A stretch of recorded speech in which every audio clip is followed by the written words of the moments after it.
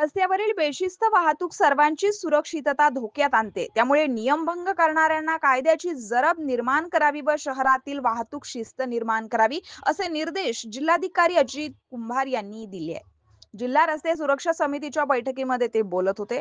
Police अधीक्षक अर्चित चांडक, प्रादेशिक परिवहन अधिकारी रवींद्र भुयार, पीडब्ल्यूडीचे कार्यकारी अभियंता प्रसाद पाटील, राज्य उत्पादन शुल्क जिल्हा अधीक्षक सीमा झावरे व अनेक अधिकारी यावेळी उपस्थित होते. जिल्हाधिकारी कुंभार म्हणाले की अनेकदा वाहन चालक, ऑटो चालक बेशिस्तीने कुठेही वाहनं उभी करून वाहतुकीला अडथळा आणतात. प्रवासी क्षमतेपेक्षा जास्त व्यक्ती वाहनामध्ये, रिक्षात बसवल्या जातात. शाळकरी मुलांना घेऊन जाणाऱ्या रिक्षातही क्षमतेपेक्षा जास्त विद्यार्थी असतात. त्याबाबत शाळा चालक संघटना व पालकांमध्ये जागृती करावी. अनेक बस चालक लक्झरी बस कुठेही रस्त्यावर उभ्या करतात. हे सगळं थांबवण्यासाठी कायद्याची जरब निर्माण करावी.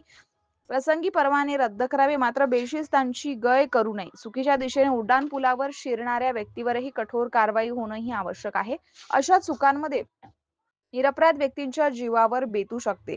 तसेच यापूर्वी घडले आहे. पुलावर चुकीच्या दिशेने शिरता येऊ नये म्हणून स्पाइक गार्ड बसवावेत. पातर माळजारुळा घाट वळणावर सुरक्षिततेच्या दृष्टीने अपघात प्रवण स्थळ असा फलक, रिफ्लेक्टर्स, रंबलर्स आदी उपाययोजना करावीत. वाडेगाव येथील जागेश्वर विद्यालयासमोर गतिरोधक फुटपाथ व्यवस्थापावे, असे निर्देश बैठकीत देण्यात आले. आरटीओ व पोलिसांकडून दिनांक 16 ऑगस्ट पासून मोहीम सार्वजनिक सुरक्षेच्या दृष्टीने ऑटो रिक्षा व सार्वजनिक वाहनांची कडक तपासणी करण्याच्या दृष्टीने दिनांक 16 पासून आरटीओ पोलिसांच्या सहकार्याने मोहीम राबवण्यात येणार असल्याचंही भोयर यांनी सांगितलं आहे. विदर्भ टाइम्ससाठी रवी खिराडे, अकोला.